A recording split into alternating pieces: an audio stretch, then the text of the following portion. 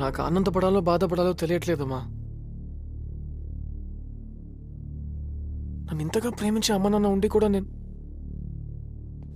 మీరిద్దరు సంతోషంగా గడిపిన రోజుల్ని మర్చిపోయారని మాత్రం చెప్పకండి.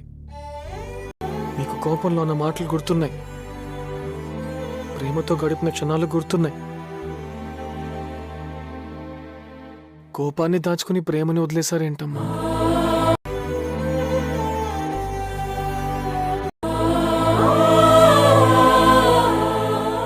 మన గుడికి వెళ్దామని నువ్వు అన్నప్పుడల్లా ఆ మనంలో ఇద్దరే ఉన్నామనే బాధ.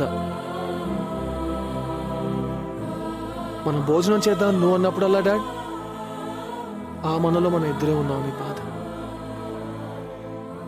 మనం అనే పదంలో ముగ్గురు ఉండాలి కదా, ఇద్దరే ఉంటున్నాం ఏంటి?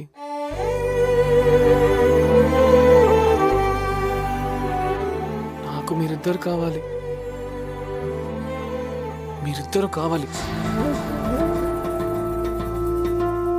ప్రేమని పంచండి, నన్ను పంచుకోకండి ప్లీజ్.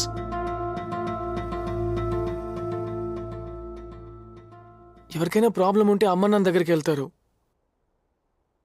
అమ్మ నాన్నే ప్రాబ్లం అయితే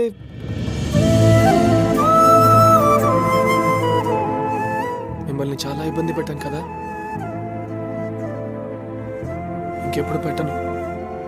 సారీ.